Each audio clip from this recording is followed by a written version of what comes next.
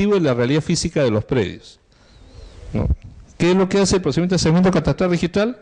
Es asignarle con carácter oficial un código único catastral a cada predio. Yo tengo mi predio inscrito, así, con esas medidas, 10 por 20, mi área es 200 metros, está bien. ¿Qué es lo que le falta? Un código único catastral. O sea, ¿qué es lo que le falta a mi data? Es que esa data ya está corroborada por un órgano generador de catastro, y que ese órgano ya le dio una identificación catastral, que es el código.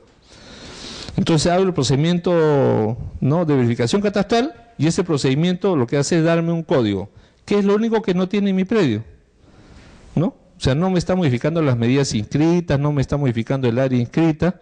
Lo que está haciendo es decirle que esas medidas, esa área, tienen esta georreferenciación, que eso sí no está en mi predio.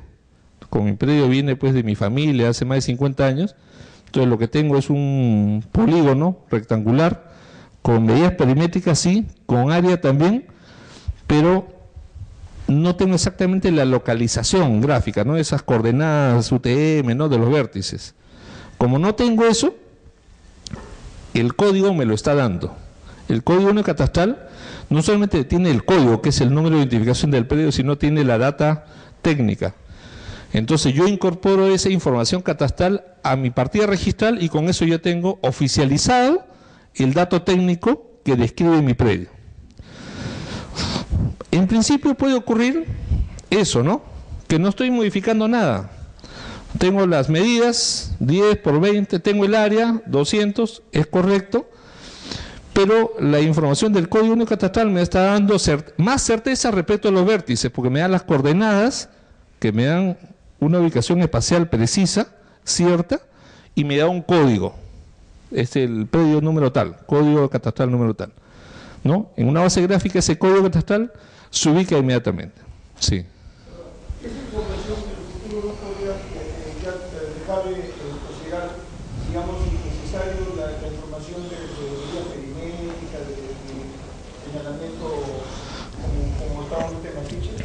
Porque ya es una identificación técnica definitiva y más cercana a la realidad que haría en el... Claro, eso va a ocurrir cuando se avance con las determinaciones de zonas catastrales. Hasta el momento solamente hay 2 zonas catastradas en el país, Miraflores y San Isidro, ¿no? Todo el territorio de estos distritos, todo el territorio, ya ha sido materia de un levantamiento catastral completo, oficial, sí, certificado al milímetro. Entonces hay absoluta certeza de todos los datos técnicos de cada uno de los predios. Entonces, en ese caso, basta con el número del código único para que el resto de la data ya no sea necesaria, porque la data va a corresponder a ese código. Inclusive en una conferencia, en una minuta de conferencia, sería ya necesario estar poniendo la medida pendiente. Obvio, claro. Claro, bueno, digamos que todavía va a existir el temor y es mejor no remitirse al código sino a la partida registral, ¿no? O sea, generalmente uno dice, pues con el área, características, aparecen descritas en la partida registral número tanto, ¿no?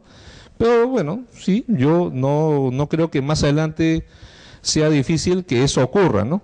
Que en la contratación ya uno no tenga necesidad de hacer referencia a la partida ni a las medidas perimétricas, sino a los datos que constan en el código catastral número tal, porque es un elemento de identificación absolutamente cierto, como el DNI. No, si uno se identifica por el DNI, ya no tengo que identificarme por el color de pelo, estatura, tamaño, no. Basta con ese número, porque en ese número yo voy a encontrar la información que corresponde íntegramente a esa persona, ¿no? Saneamiento catastral es el conjunto de procedimientos técnicos y legales que se ejecutan de manera progresiva a fin de rectificar las inexactitudes y actualizar la información registral de un predio adecuándola a la realidad física del mismo. O sea, el objeto es que exista total concordancia entre la realidad física y la realidad jurídica del registro. Ya no a partir de los documentos, como es el caso de las rectificaciones de área, ¿no? En el caso de rectificaciones de área estamos solamente concordando documentos. Acá estamos, bueno, en realidad lo hacemos a partir de una comparación también física, pero no ha tenido ese objeto porque no existe el propósito de establecerle, por ejemplo, un código único de identificación catastral, ¿no? Se utiliza el mecanismo de georreferenciación, sí, pero digamos que es el paso intermedio, ¿no? El paso más completo es el procedimiento de saneamiento. Esta es la normativa aplicable para el saneamiento. Y la problemática es esta, ¿no? Inmatriculaciones que no tienen documentos gráficos, duplicidades, superposiciones de predios, actos de modificación física de los predios, ¿no? Esto que conversábamos al empezar la clase el día de hoy, ¿no? O sea, una vez que el predio se inmatricula, ocurren muchas cosas. El predio empieza a sufrir desmembraciones, modificaciones, discordancia entre lo que dijo el título con lo que está en la realidad física. Entonces, todo eso hace necesario que eso sea materia de un proceso de saneamiento y regularización. ¿Para qué? Para que lo que está fuera del registro sea exactamente igual a lo que figura en el registro. Bueno, con la ley 28294 se crea el Sistema Nacional Integrado de Catastro. En realidad que fue una verdadera revolución, porque hasta antes de esta ley era bastante difícil, ¿no? Yo tengo más de 30 años en el tema registral y yo no llegué a comprender por qué se demoró tanto el tema, ¿no? O sea, la necesidad de tener un sistema catastral, como existe en otros países, ¿no? Que su sistema registral se refiere íntegramente al catastro, el sistema alemán, el sistema australiano. O sea, no puedo yo tener una información jurídica si no tengo información cierta del predio. Entonces, primero es el catastro, en el sistema alemán, por ejemplo, ¿no? Primero es el catastro, y una vez que el catastro ha determinado bien cuál es el predio y ha determinado sus alcances, recién se inscriben los datos jurídicos. Acá, lamentablemente, se siguió pensando que los datos documentales eran suficientes. Y en realidad lo único que se hizo fue agravar la situación, porque los datos documentales pues eran totalmente imprecisos, inciertos o inexistentes. Uno revisa los títulos en virtud de los cuales se han hecho las inscripciones antiguas obviamente, y encuentra que en la mayoría no hay datos gráficos, en la mayoría. Y si hay, son datos gráficos obviamente sin ningún dato técnico cierto, ¿no? Entonces, a partir de ese tipo de información no se puede levantar un catastro. O sea, yo puedo ir armando como un mosaico, ¿no? Como una cosa que tentativa, pues aproximada, pero no un sistema catastral.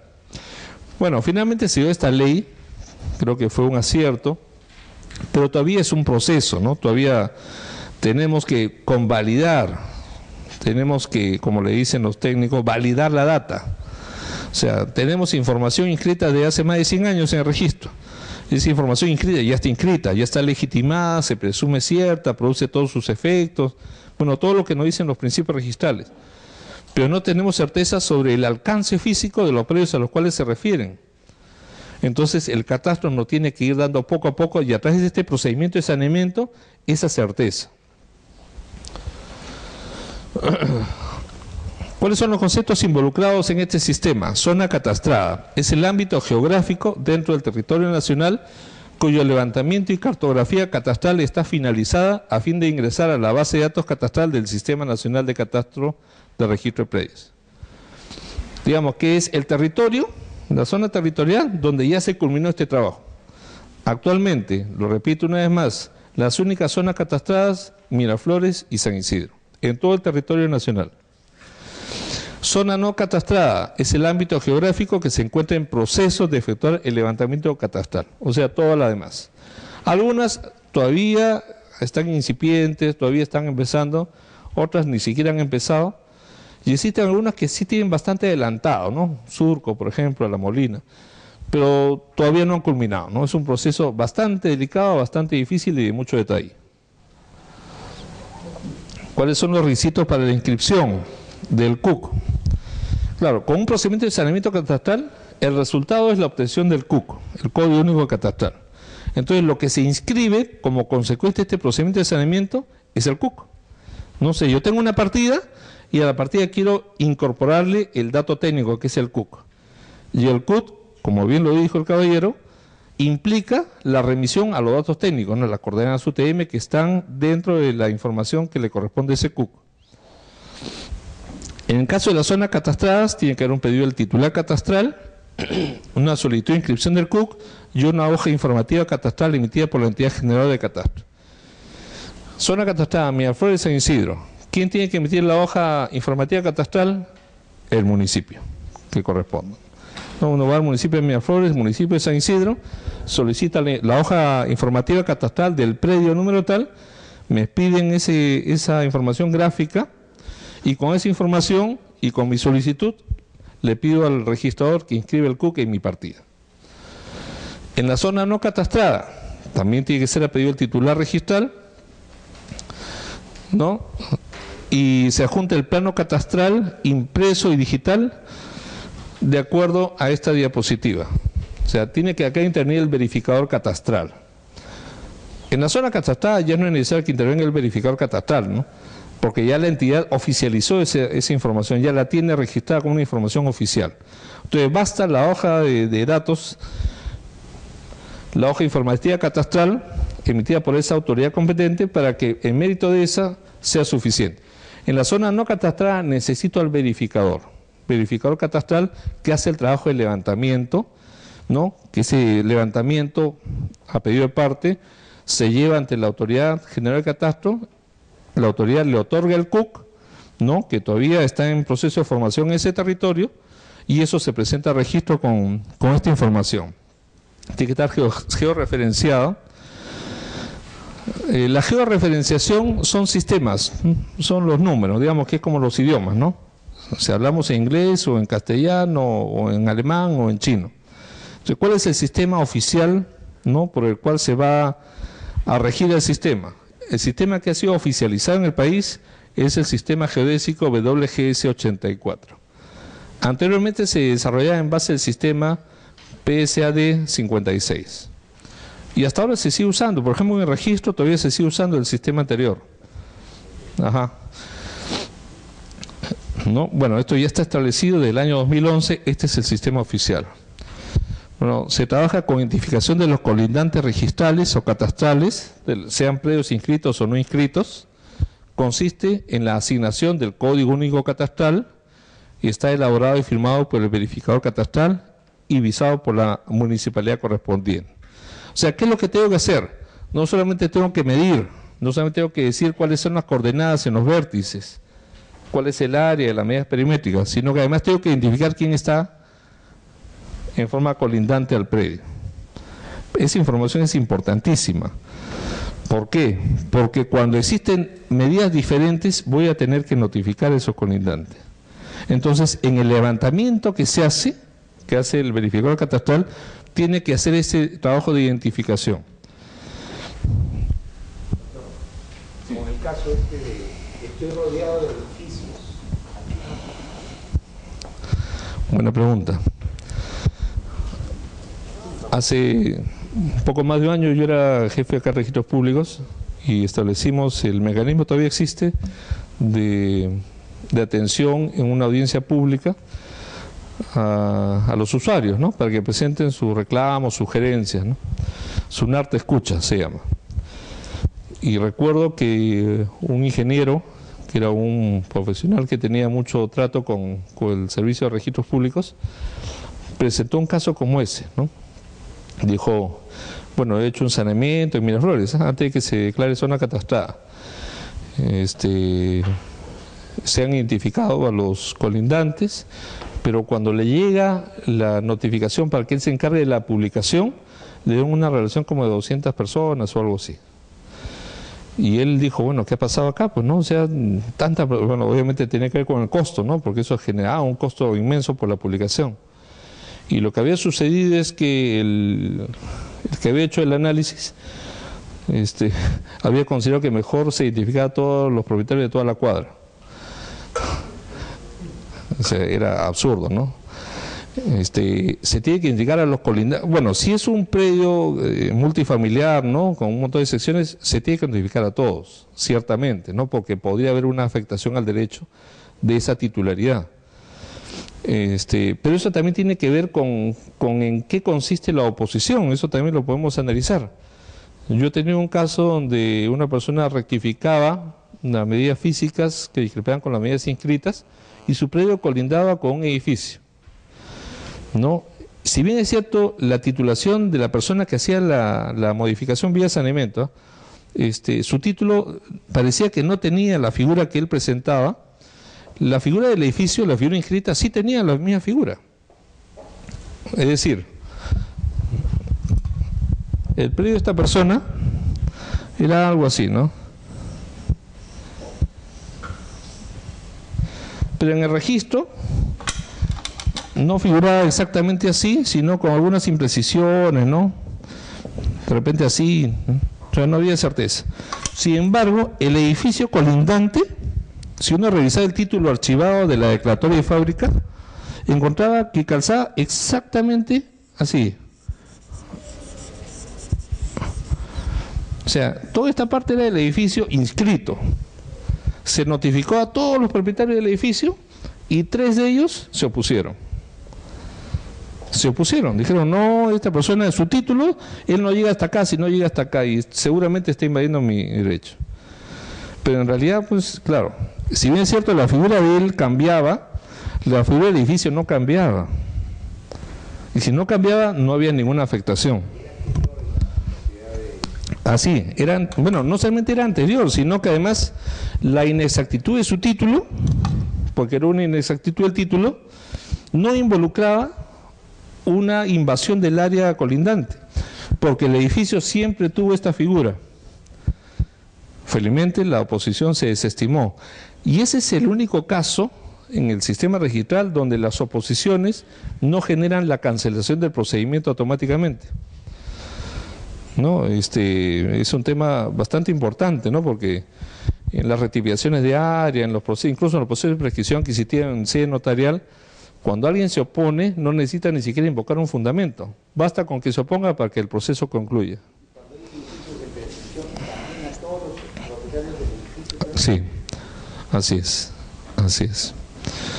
Bueno, si estoy prescribiendo parte del área que le correspondería, ¿no?, a ese edificio. No, si no es el caso, no, pues, ¿no? O sea, en el caso de prescripción solamente de respeto del área que se ocupa.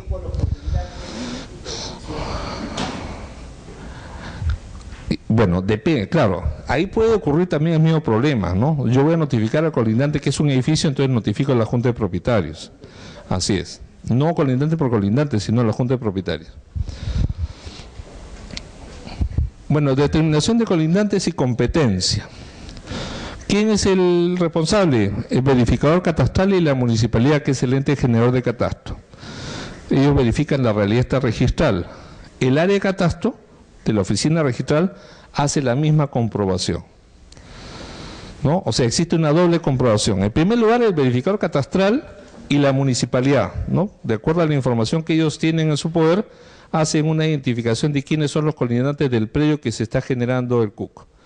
Pero además de eso, cuando la solicitud de inscripción del CUC llega al registro, igualmente esto pasa al área de catastro y el área de catastro hace nuevamente una comprobación. Lo que se verifica son las titularidades, ¿no?, de esos colindantes identificados. Bueno, la inscripción del club publicita, ese es el objeto, ¿no?, en la partida registral del predio, el código que permite vincular el catastro con el registro. O sea, si yo a esta partida registral le pongo el CUC, igual que el DNI, ¿no?, basta con que yo ponga el CUC para que eso se vincule con el catastro, lo que preguntaba el compañero. O sea, el dato del CUC es importante para vincular el registro con el catastro, porque en el catastro está toda la información técnica. No necesito trasladarla, no necesito consignarla en el asiento registral. Va a estar consignada en el título que se presenta, obviamente, porque con la hoja catastral viene todos los datos técnicos, pero en el asiento no necesito consignar esa data, esa información. Cuando hay sí.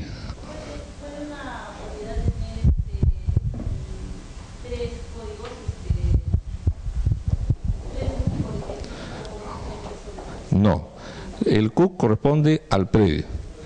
O sea, solamente existe un código por predio, no puede haber más de un código.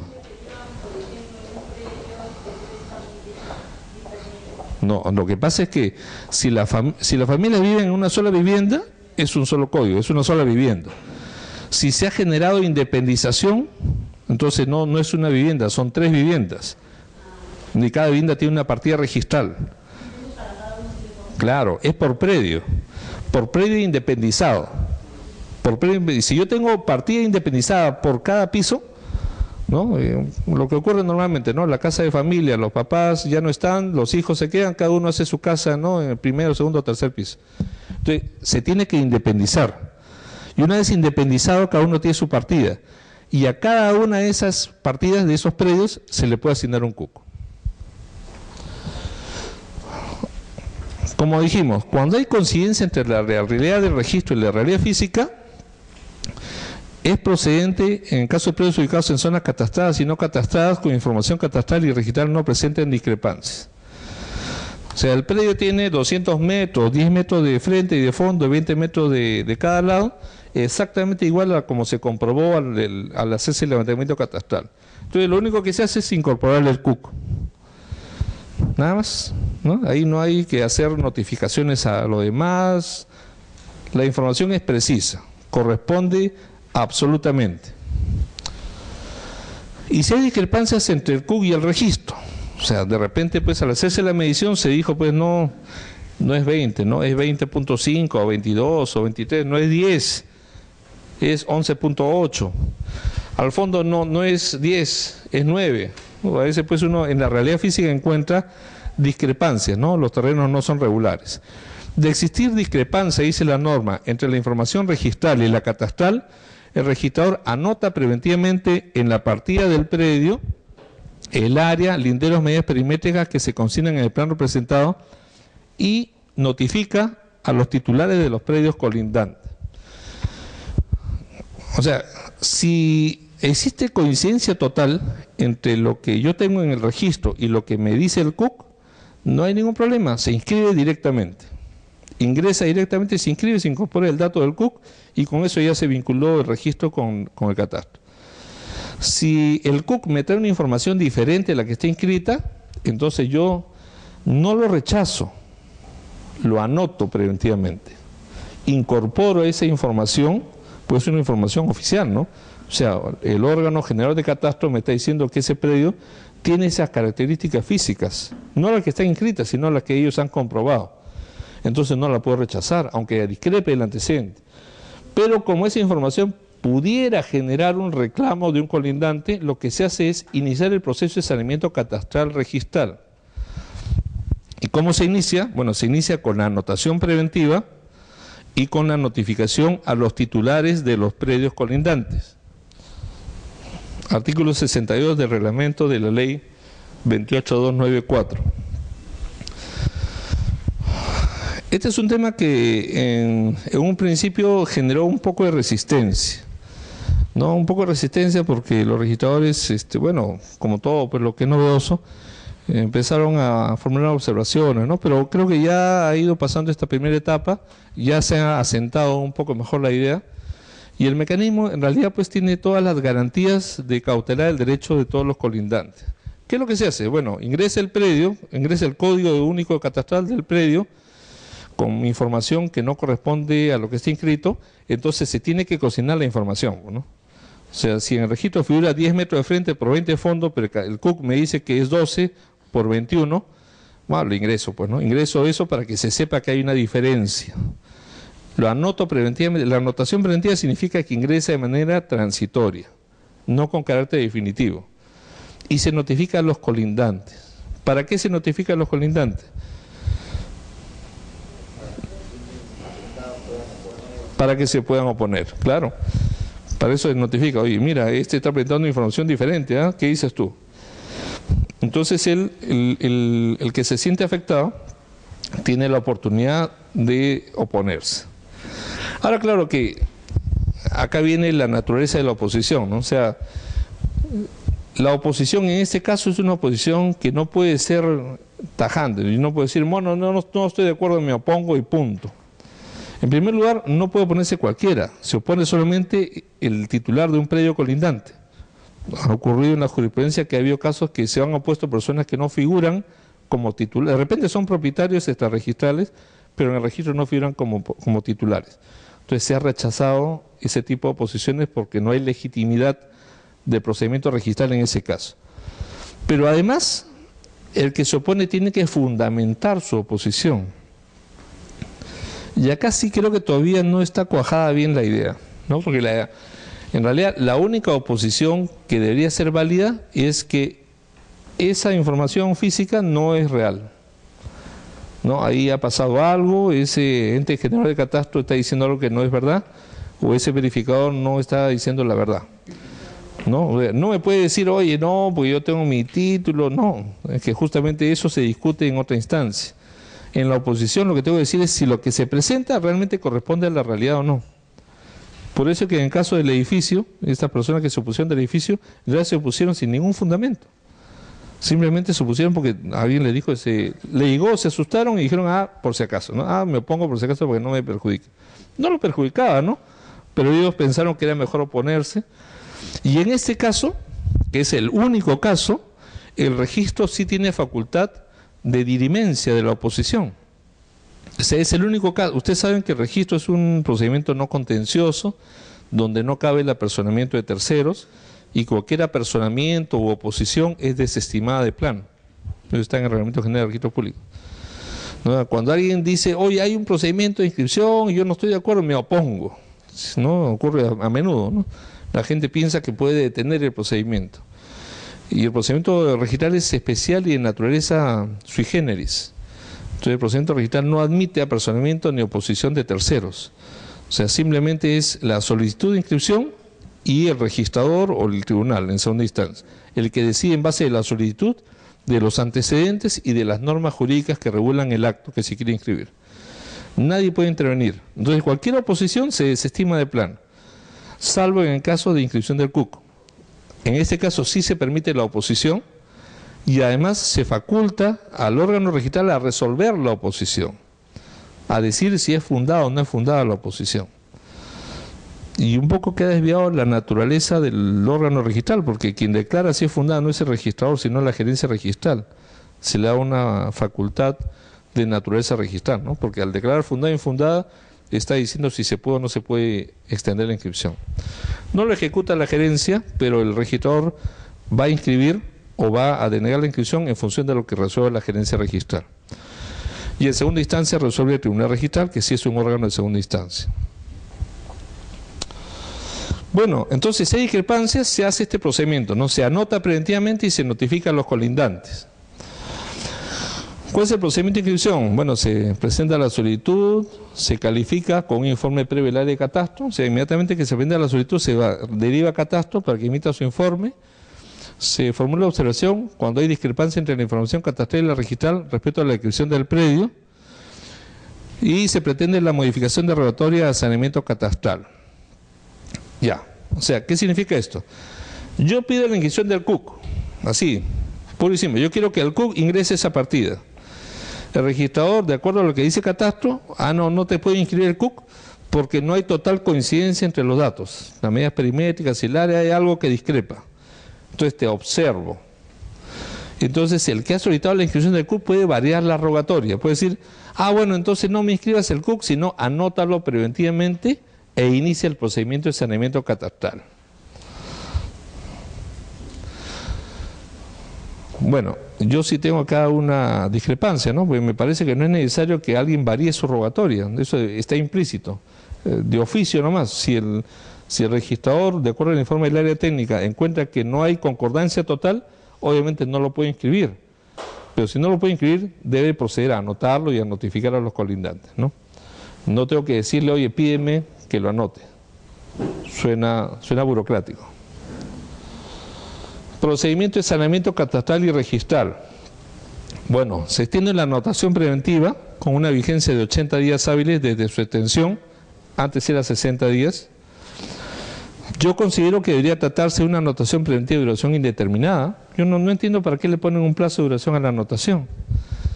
Si el procedimiento tiene esta característica, yo anoto y notifico.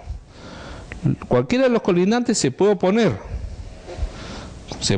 dentro de un plazo y esa oposición tiene que ser resuelta por un órgano, que es la gerencia, y contra esa resolución puede haber una impugnación ante el tribunal.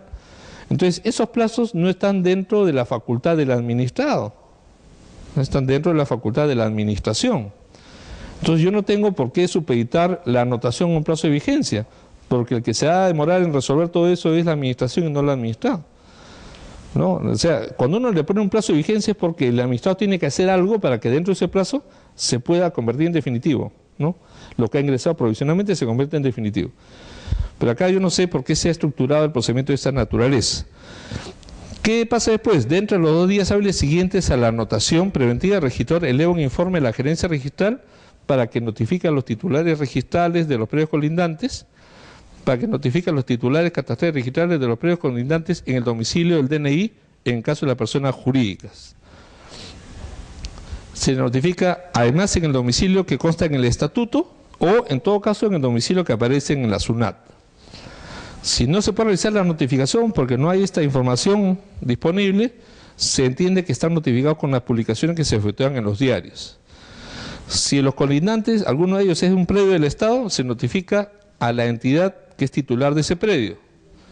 Y si no se cuenta con información de la entidad titular, se notifica a la SBN. Se notifica al solicitante para que realice las publicaciones dentro de los 5 días útiles siguientes a la anotación preventiva. Yo tampoco entiendo esa parte, sí. Perdón, se supone que se hace esta observación porque no coinciden ciertas medidas. Sí. ¿No sería más fácil pedir la tacha y rectificar esto y presentarlo nuevamente? Porque de repente si hay un error.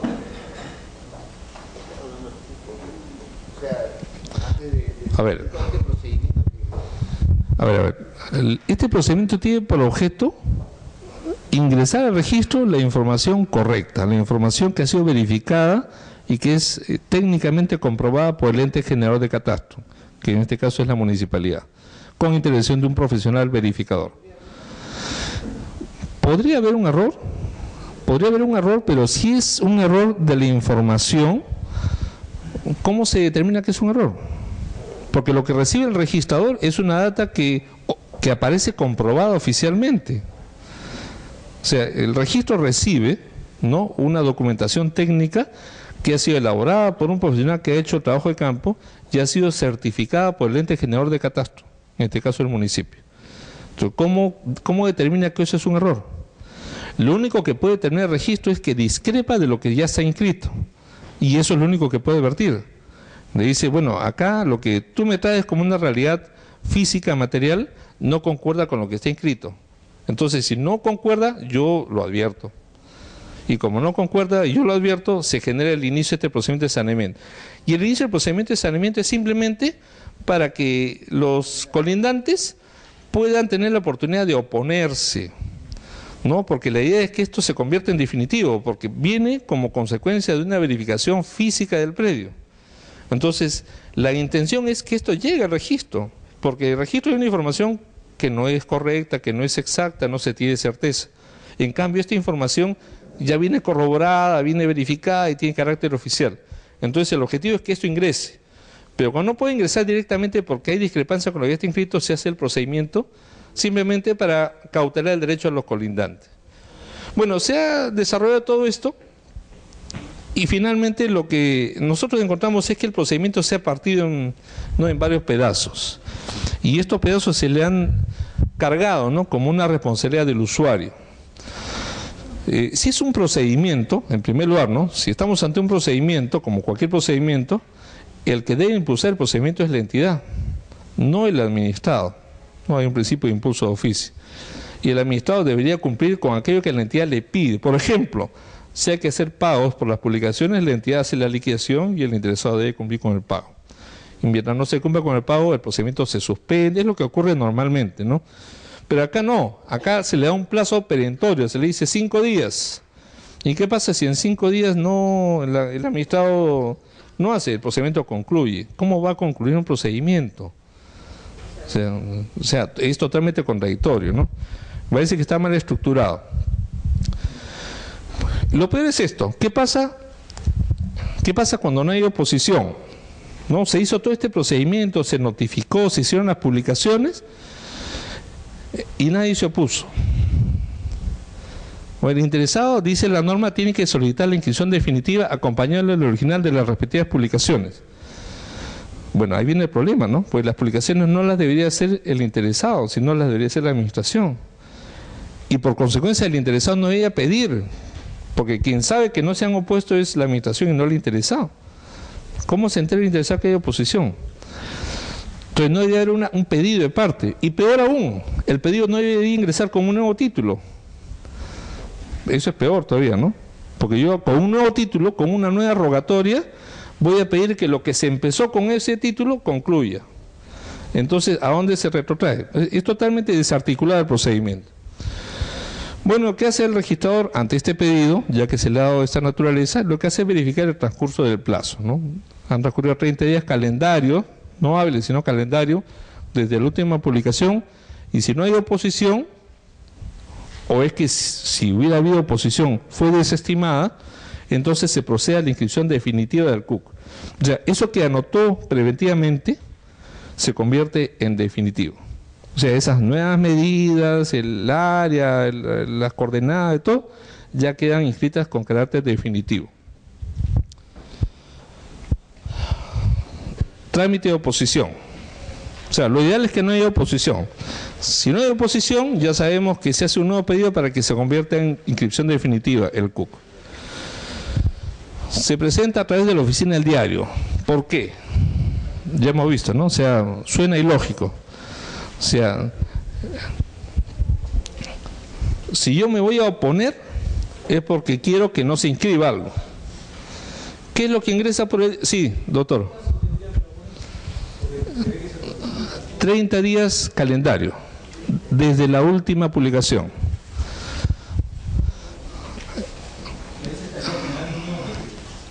Correcto.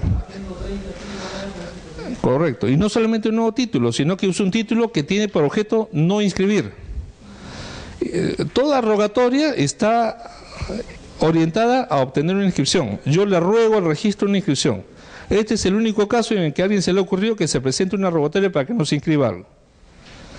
No tiene sentido. 30 posiciones, 30 títulos para que no se inscriba, y para que no se inscriba una rogatoria, porque estamos hablando de una rogatoria inicial que se anotó. Entonces, frente a esa rogatoria inicial, hay 30 rogatorias, o 50 o 100, que van a pedir que eso que se anotó o que se solicitó inicialmente no se convierta en definitivo.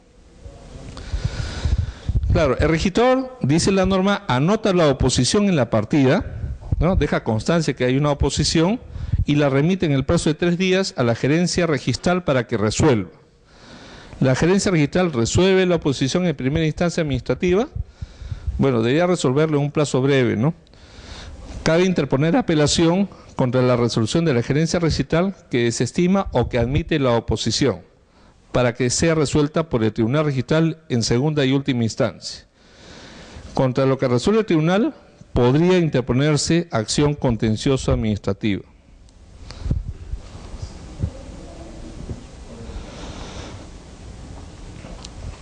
Inexistencia de datos descriptivos. Procede el saneamiento catastral y registral cuando en la partida registral no constan el área, linderos y o las medidas del predio, pues ese es un supuesto de discrepancia entre la información catastral y registral. Es decir, no solamente cuando lo que dice el registro no concuerda con lo que dice el CUC, sino cuando el registro no dice nada, ¿no? O sea, si el registro no tiene información, entonces obviamente lo que dice el CUC no va a concordar con el registro, ¿no? Sencillamente no hay información en el registro, en consecuencia el CUC no puede ingresar definitivamente, sino que tiene que iniciarse el procedimiento de anotación preventiva con notificación a los colindantes para que estos puedan oponerse.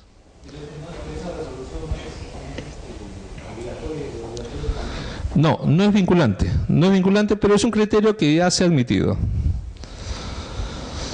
En caso de saneamiento catastral y registral, no debe ser materia de observación la falta de notificación a los colindantes a que se refiere el literal A de la Directiva 5.5 por ser de exclusiva responsabilidad del registro. Claro. O sea, ¿quién debe encargarse de la notificación? No es el interesado, es la institución registral, ¿no? Entonces, si la institución registral es la que tiene que cumplir con una acción, el incumplimiento de esa acción no puede generar una observación al pedido de inscripción del interesado. Lo que tendría que hacerse es cumplirse con esa obligación. Haciendo un paréntesis, alguien mencionó hace un momento la oficina de Huacho. Cuando yo era jefe de la oficina de Lima, me enteré que el registrador de Huacho, cuando remitía los títulos a catastro, le observaba el título al interesado. Y yo le pregunté, ¿y por qué lo observa, no? O sea, si es un trámite interno, ¿no? Hay un pedido de inscripción y usted considera que ese pedido debe ser revisado técnicamente por el área de catastro, en consecuencia es un trámite interno y usted debe esperar que el área de catastro le responda, y si hay objeciones técnicas usted formulará la observación para que el interesado subsane aquello que usted encuentra como un obstáculo. Pero si usted le dice lo observo porque lo he pasado a catastro, en realidad no le está diciendo al interesado que subsane algo, ¿no? ¿Qué va a subsanar? Le está simplemente comunicando que lo ha pasado. Eso no es una observación. O sea, sonaba pues arbitrario, ¿no?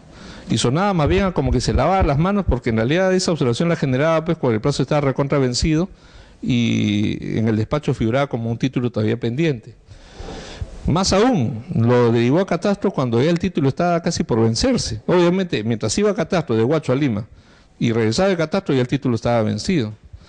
Entonces, un perjuicio para el usuario.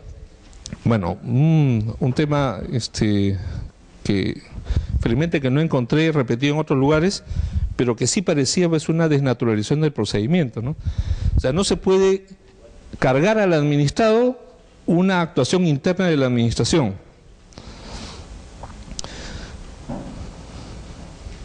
Intervención del área de catastro.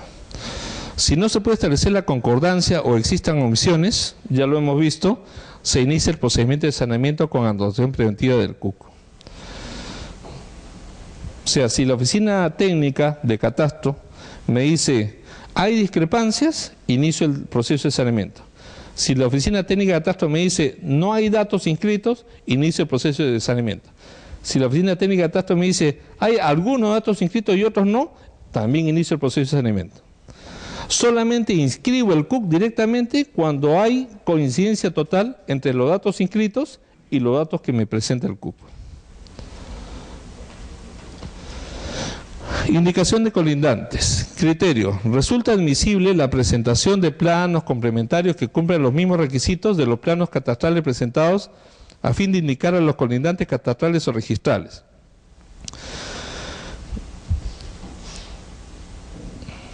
O sea, el tema gráfico se puede subsanar. O sea, yo puedo, esto lo vimos más temprano, yo puedo haber presentado un título con documentos complementarios no exactos o incompletos. Y esto no debería generarme un rechazo absoluto del pedido, porque es un tema que puede ser subsanado. El otro criterio es el plano catastral debe señalar a la integridad de los colindantes, no indicar a algunos y agregar entre otros. Bueno, esto en realidad pues suena gracioso, ¿no? O sea, si yo tengo que notificar a todos los colindantes, el plano catastral me debe identificar a todos los colindantes, no me debe decir fulano, megano, entre otros. Pues es una información inexacta. Además es una información que yo tengo que comprobar, ¿no? En el registro, cuando viene el plano catastral, con la indicación de quiénes son los colindantes, yo tengo que corroborar que eso corresponde a lo que yo tengo en el registro.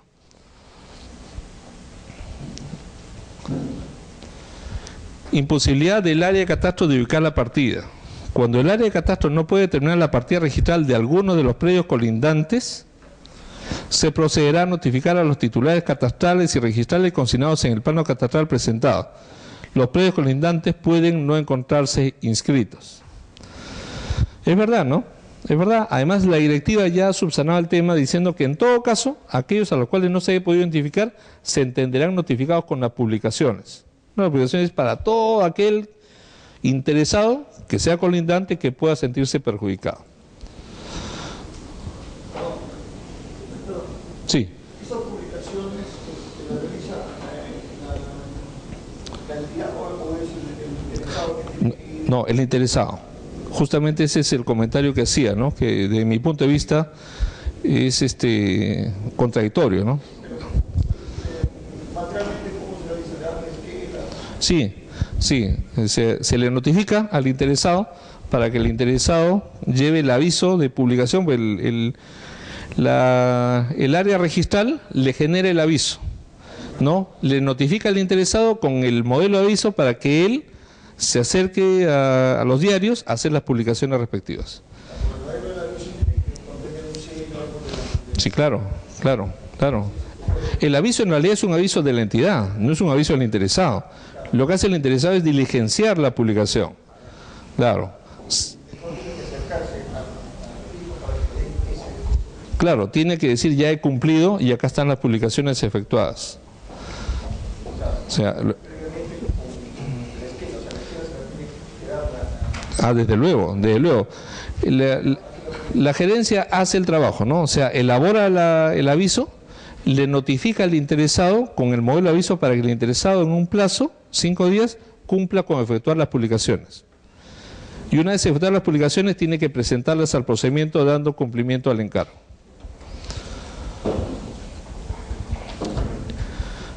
En la etapa de saneamiento no resulta relevante que alguno de los predios colindantes no cuente con medidas perimétricas inscritas, dado que el resultado del proceso será la obtención de valores descriptivos reales.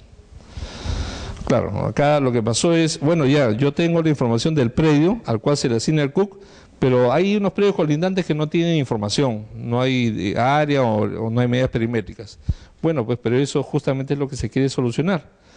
O sea, no estoy subsanando el dato del predio colindante, sino el dato del predio al cual se le ha asignado el CUC. Y por lo menos en el perímetro que colinda con ese predio ya va a haber una data oficializada.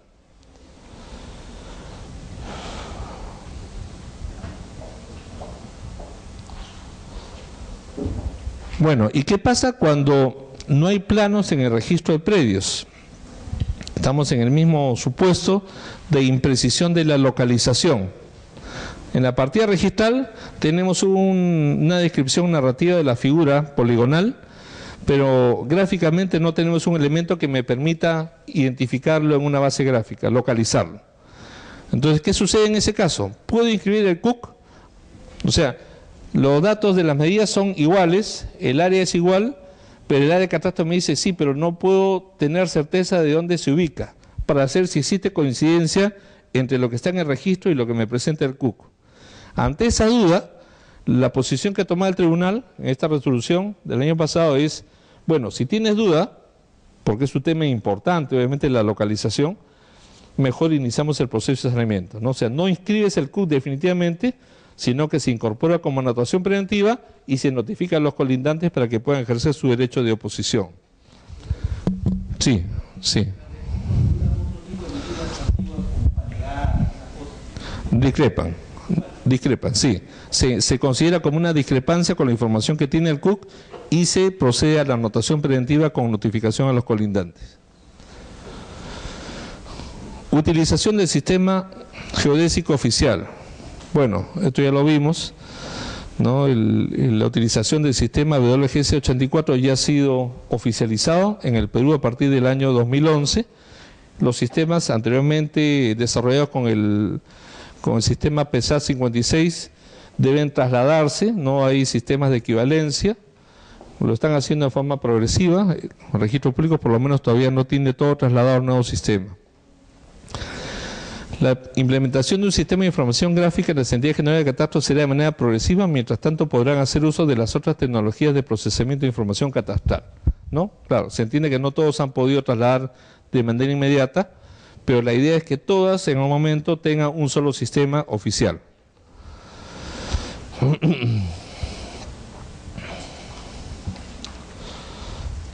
Bueno, claro, si es oficial el sistema WGS 84 y no se ha utilizado la información catastral en el CUC con ese sistema, se ha formulado una observación y el tribunal ha confirmado esa observación. En tanto se entiende que la utilización del sistema geodésico en el sistema 84, WGS 84, es el único que debe ser utilizado a partir del año 2011. Ahí está la norma, resolución jefatural 086-2011 del Instituto Geográfico Nacional, que pone fin a la vigencia del uso del sistema anterior, PESAT 56. No se requiere la avisación por la municipalidad cuando el plano ha sido expedido por el ente generador de catastro. No, esto es obvio. O sea, ¿para qué le voy a exigir la avisación municipal si es la misma municipalidad la que me ha expedido el plano catastral? Tampoco se requiere la intervención del verificador catastral en estos casos por cuanto éste elabora planos ante la inexistencia y el levantamiento catastral. Claro, el verificador catastral lo que hace es elaborar aquello que no existe. No, profesionalmente asume la responsabilidad, pero además lo lleva ante el ente generador para que lo compruebe y lo oficialice. Si el ente general ya cuenta con la información, no es necesaria la participación del verificador catastral. En los casos de intervención del verificador catastral, este debe consignar su código de inscripción, el índice de verificadores, en cada uno de los actos que otorgue, ¿no? Porque obviamente no puede entenderse habilitado aquel que no esté inscrito en este índice. Cuando el predio objeto de saneamiento no está ubicado en zona catastrada, conforme a la ley 28294, porque no ha sido declarada como tal, o sea, la mayoría del país, salvo Miraflores y San Isidro, no resulta exigible el requisito de la hoja informativa catastral, por cuanto el mismo está referido exclusivamente a predios ubicados en zonas catastradas. El tema es clarísimo, ¿no? Si es una zona catastrada, Miraflores y San Isidro, se presenta el CUC con la hoja informativa catastral que pide el municipio. Suficiente. Si es una zona no catastrada, se presenta los planos catastrales presentados por el verificador catastral y certificados por la municipalidad. Salvo que la municipalidad ya tenga un levantamiento catastral y no sea necesaria la intervención del verificador, en cuyo caso es suficiente con la expedición de los planos que presenta el órgano municipal, sin que sea la hoja informativa catastral, porque la hoja informativa catastral solamente puede ser expedida en las zonas catastradas. Preexistencia del título material.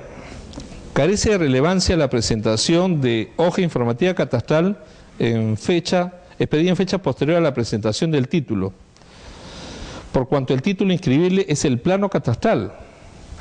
Lo dijimos hace un momento, cuando hablábamos de la preexistencia del documento que da mérito inmediato a la inscripción. La inscripción del CUC se hace en mérito de la hoja informativa catastral. Y si se hace mérito de la hoja informativa catastral con el plano, yo no puedo tener una hoja informativa catastral de fecha posterior a la presentación del título, ¿no? Eso es elemental.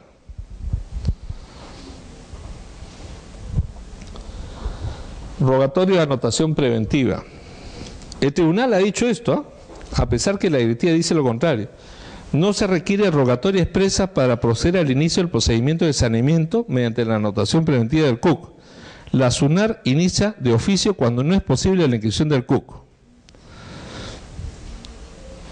Creo que acá hay una contradicción, ¿no? Mientras la directiva dijo una cosa, el tribunal lo aclaró. Y suena razonable, ¿no? O sea, si me presentan la inscripción del CUC y yo advierto que hay discrepancias o que el registro no tiene los datos o que no hay datos simplemente, entonces no puedo inscribirlo definitivamente y debo proceder al trámite de anotación preventiva sin necesidad de que me lo soliciten.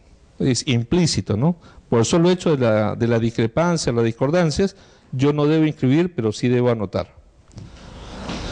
Superposición con otros predios inscritos a favor de terceros. Bueno, lo mismo, ¿no? No constituye obstáculo para la anotación preventiva del CUC la circunstancia que las dimensiones del predio contenidas en el plano catastral se superponga con otros predios inscritos a nombre de terceros. Debiendo tal circunstancia constar expresamente en el asiento de anotación preventiva y extenderse además de manera simultánea anotaciones de correlación que publiciten dicha superposición en las partidas involucradas. O sea, en general, las duplicidades nunca producen el impedimento de inscripción, en ningún caso, porque ya están, ¿no? Ya existen las duplicidades. Simplemente se deja constancia de esa circunstancia. Procede la determinación del área, linderos o medidas perimétricas mediante la inscripción del CUC sin necesidad de llevar a cabo el procedimiento de saneamiento cuando el área de catastro informa que el área del predio se visualiza gráficamente en el ámbito total de la partida registral y que los predios colindantes no se encuentran afectados por la determinación, ¿no? Ese es el caso típico, ¿no? Tengo en la base gráfica localizado más o menos referencialmente el predio. Lo que me presenta el CUC es exactamente igual. No hay ningún desplazamiento que me haga presumir que hay una afectación del derecho de terceros. En consecuencia, procede la inscripción definitiva del CUC en forma directa. Bueno, hasta acá tenemos el tema del saneamiento catastral registral. Desde mi punto de vista, debería ser el procedimiento que se utilice, ¿no?, cuando uno trata de concordar la realidad física con la realidad del registro. ¿Por qué? Porque con este tipo de procedimiento voy a incorporar una información ya oficializada, incontrovertible, y que además no tiene el riesgo de la oposición. En el caso de las rectificaciones diarias, tramitadas notarialmente, la oposición me cierra el procedimiento. En este caso la oposición no me cierra el procedimiento, porque la oposición tiene que ser fundamentada y puede ser desestimada en sede registral. Bueno, la declaratoria de fábrica en esencia constituye darle un título a lo construido. Ya hemos visto pues que las edificaciones forman parte integrante del suelo, ¿no? Y como la propiedad se extiende a lo que está encima o debajo de él hasta donde le sea útil al propietario, yo puedo sentirme dueño de algo construido sin necesidad de inscribirlo, ¿no? Eso suena lógico. Yo no necesito inscribir mi declaratoria de fábrica porque, aunque no esté inscrita, me pertenece. Pues basta con que yo tenga la titularidad del suelo para que se entienda que me corresponde a mí todo lo que esté encima o debajo de él, en principio, ¿no? Salvo que se hubiera desdoblado la propiedad. Ya hemos visto el caso del derecho de superficie, ¿no? O sea, yo como dueño del suelo puedo decidir que exista otro dueño de lo que se construye encima o debajo del suelo. Me reservo la propiedad del suelo y le otorgo la propiedad temporal de la construcción a un tercero. Entonces, ¿por qué necesito inscribir? Esa es la pregunta. O sea, salvo que yo constituya pues otros derechos, como el régimen de propiedad exclusiva y propiedad común. O sea, tengo un derecho sobre el suelo, pero sobre el suelo he construido pues una edificación que tiene varias secciones donde va a haber distintos titulares. En ese caso sí, pues, para que esas titularidades se puedan individualizar, necesito inscribir la fábrica, ¿no? Pero si lo que yo he construido es solamente mi casa, ¿no? Mi casa con mi familia, ¿no? Con habitaciones amplias, con jardines, con piscina, con cancha de fútbol, bueno, en fin, ¿no? Una cosa bastante ilusa en estos tiempos. Pero si tengo una construcción que solamente la uso yo, no, en principio parece que no necesitara llevar al registro esa información física, ¿no? Porque basta con sentirme dueño de ese predio, de ese lote, para que mi derecho de propiedad esté resguardado. Sin embargo, esto no es del todo cierto, ¿no? Porque cuando yo quiero solicitar un crédito a una entidad bancaria, lo primero que me dicen, oye, pero no está inscrita tu declaratoria de fábrica. Para que yo te pueda valorizar el predio con su construcción, y yo eventualmente, si tú no me pagas, yo voy a ejecutar esa garantía, yo tengo que haber valorizado de acuerdo a lo que está en el registro. Esto me pone un montón de trabas, ¿no? Bueno, ahora ya no es tan difícil porque ahora nos llaman, ¿no? A cada rato a darnos crédito. Uno está tranquilo, tiene un montón de deudas, ya no quiere tener más deudas y a uno lo paran llamando, le mandan mensajes. Pero antes no era así, pues. Antes uno iba y rogaba que le dé un crédito. Y el banco nos ponía 80.000 dificultades. Entonces, se entendió que inscribir la fábrica era una necesidad. ¿Por qué? Porque el no tener inscrita la fábrica hacía que la gente no tuviera acceso fácil a los créditos. Estamos hablando de los años 60, 70, ¿no? Y no se inscribían las construcciones porque inscribir las construcciones era difícil. Bueno, siempre ha sido difícil, ¿no? Para inscribir una construcción, lo que decía el antiguo reglamento de inscripciones, se podía hacer de dos maneras, por escritura pública o por expediente judicial. Bueno, ¿cómo sería antes, no? O sea, hacer un proceso judicial parece que era un tema bastante sencillo. Era, bueno, menos población, menos carga judicial. Entonces uno iba donde el juez a cada rato, pues decía, señor juez, ¿sabes qué? Quiero comprobar que he hecho una construcción. Señor juez, ¿sabes qué? Quiero comprobar que mi terreno no mide lo que está en el registro, sino mide otra cosa. Un procedimiento de mensura y remensura. Y cuando uno revisa los títulos archivados, se da cuenta que entre la solicitud que se vendrá al juzgado, la fecha del acta de medición y todo, transcurrían poquísimos días. O sea, parece que sí era un tema bien fácil o bien accesible de hacer, ¿no? O sea, era posible de recurrir a las instancias judiciales, y la instancia judicial obviamente era pues el ente idóneo, ¿no? Pues si lo decía un juez, si el juez certificaba que el área no era lo que está inscrito sino otra, o certificaba que había una construcción con tales características, eso daba mérito para que se inscriba. Sin embargo, probablemente pues esta realidad se fue entorpeciendo poco a poco, ¿no? Los procesos se han ido haciendo más engorrosos. En algún momento se dijo, por los años 40, a través de unos decretos supremos, están en la diapositiva que ustedes pueden revisar con cuidado. Vamos a tratar de avanzar un poco rápido este tema para no hacerlo tan denso. Se dijo que para inscribir una fábrica ya no bastaba hacer la escritura pública en la que intervenía el propietario y el constructor. No, pues una declaratoria de fábrica, ¿quién interviene? El propietario y el que hizo la obra, ¿no? Si era el constructor, hacía una declaratoria de fábrica. Si era un simplemente constatador, o sea, yo no hice la fábrica, pero yo voy y he verificado que existe una edificación. Entonces no otorgaba una declaratoria de fábrica, sino una constatación de fábrica. A través de unos decretos supremos se dijo, bueno, para elegir una fábrica, además de la declaración del propietario y del constructor, necesitamos que intervenga la municipalidad, ¿no? Para dar la conformidad a la obra. Y no solamente eso, sino también que se acredite que se ha pagado los impuestos al seguro, bueno, las aportaciones al seguro por las cuotas obrero-patronales de los obreros que participaron en la construcción. Entonces ya se hacía más difícil, ¿no? O sea, ya uno no podía hacer una construcción así nomás, ¿no? Yo llamaba a mi ingeniero, a mi constructor y después yo lo formalizaba, sino que además tenía que acreditar que seguía el trámite ante el municipio para que me aprueben esa construcción y además ir al seguro para acreditar que le pagué, pues, ¿no?, las cuotas a los obreros que intervinieron en la obra. Entonces la gente seguramente, pues, cada vez menos llevaba sus construcciones al registro.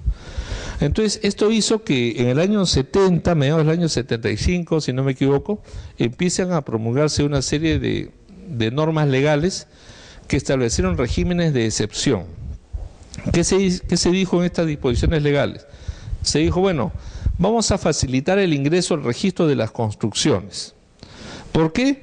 Porque hemos analizado que la no inscripción está causando que estas personas no puedan valorizar sus bienes y no tengan fácil acceso a los créditos. Entonces hay que darle pues una solución, ¿no?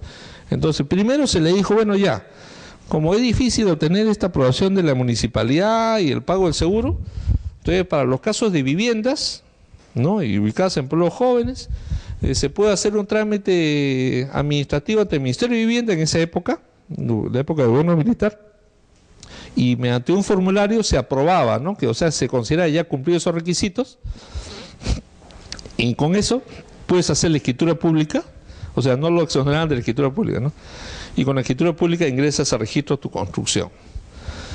Bueno, estuvo vigente casi un año. Dio resultados, ¿no?, la gente se interesó, ¿no?, utilizó este mecanismo de solución. Entonces se dio una disposición segunda, un segundo régimen. Dijo, bueno, primero se amplió el primero y después se dijo, bueno, hay que hacer otro régimen, pero lo ampliamos, ¿no? Hay que ampliarlo hacia, no solamente hacia la vivienda, sino también hacia otro tipo de usos que le dé, ¿no?, el hombre a este tipo de construcciones, y ya no se necesita escritura pública, ¿no? Hay que hacerlo directamente ante el Ministerio de Vivienda, y el formulario que otorga el Ministerio de Vivienda es el título para que se inscriba, ¿no? También dio resultado. Más adelante se dijo, bueno, ya no, pues ya, ¿para qué? Si ya dio resultado, mejor hagamos un procedimiento de simplificación del trámite de declaratoria de fábrica ante la municipalidad. Entonces se fue a la municipalidad también otorgaba un formulario, ese formulario daba mérito para inscribir las construcciones, ¿no?, por un procedimiento también simplificado. Esta norma nuevamente se reactivó y se renovó varias veces el plazo de vigencia, ¿no?, y finalmente lo que se hizo pues como un régimen de excepción se fue convirtiendo en algo cada vez más permanente. El resultado es que se vio la utilidad de facilitar la inscripción de las construcciones, de las edificaciones, sean construcciones de propiedad única, como en el caso de una vivienda, o construcciones de propiedad múltiple, ¿no?, como en el caso de los edificios, las galerías comerciales, ¿no?, las casas tipo quinta o los condominios. Entonces todo esto desemboca ¿en qué? En la ley de regularización de la que hemos hablado temprano, la 27157, que se promulga el 20 de julio del año 1999. ¿Qué es lo que dijo esta ley? Bueno, ¿sabe qué? Nos hemos dado cuenta que el entrampamiento es tal que es necesario desatorar pues este problema, ¿no? O sea, hay mucha informalidad, casi todas las construcciones no pueden ingresar a registro porque no cumplen los parámetros municipales, pero finalmente están ahí. Ahí es una realidad, ¿no? Ahí está la riqueza, y esa riqueza tiene que tener un movimiento pues en la economía. Entonces hay que darle mecanismos que viabilicen su acceso al registro para que una vez inscritas en el registro, los propietarios puedan acceder al crédito, ¿no? Esa era la intención. Se da la ley, pero en la ley se dijo, bueno, pero en realidad el problema no es solamente darle solución a la regularización de las construcciones, porque todo lo anterior solamente está dirigido a inscribir la declaratoria de fábrica, o sea, de la realidad física de la construcción. Acá lo que se dijo es, oye, hay otros aspectos que también se tienen que solucionar, no solamente la construcción misma, sino el régimen jurídico de la construcción. O sea, hay que establecer reglamentos internos, independizaciones, hay que sanear propiedades, ¿no? Los títulos individuales sobre cada sección, hay que facilitar, hay que desjudicializar, no todo tiene que irse al juez, hay que hacer que existan otros mecanismos de solución. Se le dio a los notarios la facultad de hacer los procesos de prescripción adquisitiva de títulos supletorios. Incluso se dijo que podían formalizar el tracto interrumpido con la sola verificación de documentos privados de fecha cierta. Bueno, no se ha utilizado en la práctica, pero está la facultad. Entonces, la intención de esta norma fue una intención bastante promotora. O sea, lo que se quiso con esta norma fue decirle a todos, oye, ¿sabe qué? Nosotros estamos viviendo en una burbuja muy formal y como esta burbuja tiene muchas barreras, entonces la gente no puede regularizar la inscripción de sus construcciones, ni los regímenes de propiedad múltiple que existen en todos lados, y por eso es que la gente pues no tiene título de propiedad. Entonces le damos este mecanismo, un defogue, y el defogue funcionó. Bueno, funcionó y hasta el momento funciona, ¿no? ¿Qué es lo que ha sucedido con el 27157? Que hasta ahora se utiliza, que es un mecanismo casi perfecto de solución de estos problemas. ¿Cuál es la esencia del mecanismo de solución? Quitarle a los municipios el control. O sea, lo que ya está hecho, ya está, pues si el municipio no lo aprobó, no lo objetó,